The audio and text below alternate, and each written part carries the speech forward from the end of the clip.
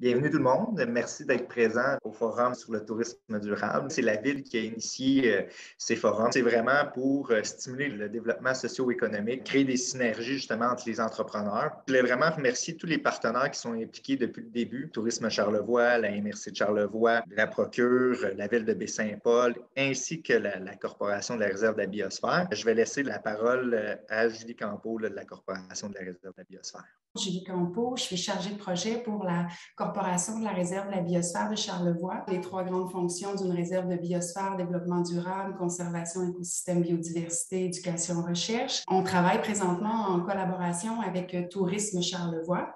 Tourisme Charlevoix, dans son plan de relance de l'industrie touristique, a comme mesure, comme orientation de faire de Charlevoix un leader en matière d'éco-responsabilité. C'est un travail collectif. Présentement, la corporation réalise un portrait pour voir les entreprises de l'industrie touristique de Charlevoix en sont où par rapport à cette notion-là de tourisme durable, mais aussi par rapport à la mise en place de pratiques éco-responsables. Dans la semaine du 8 novembre, vous allez recevoir tout le monde un sondage, vraiment pour qu'on aille chercher comme il faut à la fois vos pratiques environnementales, mais arrivera 2 semaines plus tard la question aussi de toutes les pratiques RH.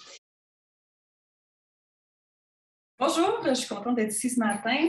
Je suis à la Chaire de tourisme Transat, basée à l'École des sciences de la gestion de l'UQAM. Notre mission est vraiment de soutenir les entreprises touristiques par la connaissance et on a un réseau de veille en tourisme. Jean-Christophe Viard, je suis entrepreneur touristique depuis une trentaine d'années. Je suis un des membres fondateurs de l'OBNL Tourisme Durable Québec. Quelle définition donnez-vous au tourisme durable? Quels sont selon vous là, les enjeux majeurs? Et la définition du tourisme durable, c'est un développement touristique qui est respectueux des communautés, donc des collectivités, des résidents, qui a des retombées économiques locales et qui est respectueux de l'environnement. Les tendances et enjeux, l'Organisation mondiale du tourisme met le tourisme durable comme un pilier de la relance touristique après la pandémie.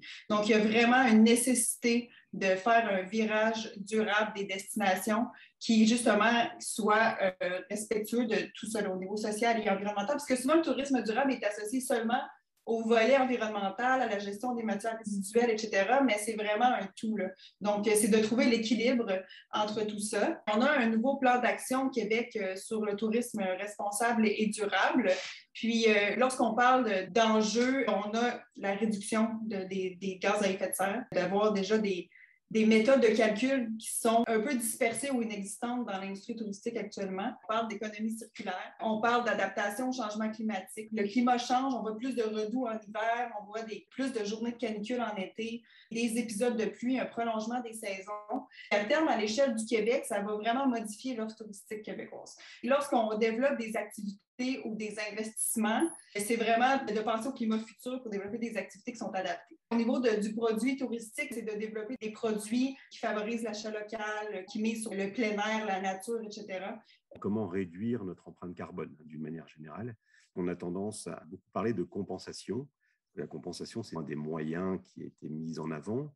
On est arrivé au concept de compensation. Dans la réduction de nos empreintes carbone, il y a certaines émissions de gaz à effet de serre qu'on n'est pas capable de réduire aujourd'hui, qui sont incompressibles. La compensation, petit à petit, s'est installée dans les mœurs. C'est très bien et c'est nécessaire. La problématique avec ça, dont il faut être conscient, c'est que la compensation, elle devrait être le dernier maillon de ma démarche. Payer pour compenser a pris un petit peu le dessus et est venu nous exonérer tous de faire des efforts. C'est un petit peu le danger de la compensation. Il y a plein de choses à faire. En fait, c'est une question de bon sens, donc dans chaque organisation, de faire son diagnostic et de voir où est-ce qu'on a la main pour réduire ces gaz à effet de serre. Comment conjuguer les démarches qu'on souhaite faire à l'intérieur de notre entreprise versus des démarches qui ont peut-être davantage une nécessité de contribution collective pour avoir éventuellement un impact important. C'est une des raisons d'être de la création de notre BNL. Nous tous, entrepreneurs touristiques, on ne savait pas par quel bout commencer. Le Tourisme durable Québec a pour mission d'éclairer au maximum les pratiques qui existent dans le monde et puis de voir comment concrètement chaque entreprise touristique peut faire sa part dans son organisation. Et puis la première des choses à faire, c'est de nommer un responsable de la transition durable dans une compagnie qui dans un premier temps, va faire son diagnostic. On est encore dans la phase de la prise de conscience. Il faut s'appuyer sur des organismes comme celui de Kate qui peuvent nous éclairer sur toutes les études qui sont faites. Il y a d'une part les outils de mesure de diagnostic et puis ensuite il y a les labels pour certifier une entreprise en éco-responsabilité. J'aimerais faire du pouce sur la perception de la clientèle en lien avec le tourisme durable. L'intérêt est vraiment de plus en plus grandissant, puis on voit que la pandémie a fait en sorte que les attentes sont encore plus élevées. Le dernier sondage de Booking.com, à travers une trentaine de pays, dit que 76% des voyageurs qui disent rechercher un hébergement avec une certification en tourisme durable. Mais en ce moment, ils trouvent qu'ils n'ont pas assez d'options en matière de voyage responsable.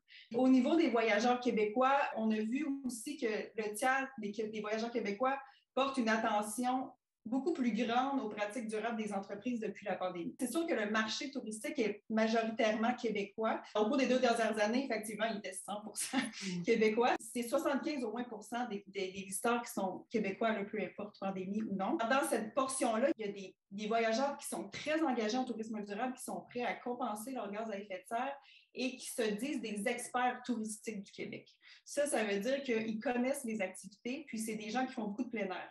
De l'autre côté, au niveau territorial, ce qu'on voit, c'est que les destinations qui sont les plus avancées en tourisme durable, même avant la pandémie, c'est que les indicateurs de succès d'une destination touristique ne reposent pas seulement sur des retombées économiques ou des taux d'occupation dans les hôtels. Il faut mesurer selon ces 3 indicateurs-là, donc la qualité de vie des résidents en fait beaucoup partie.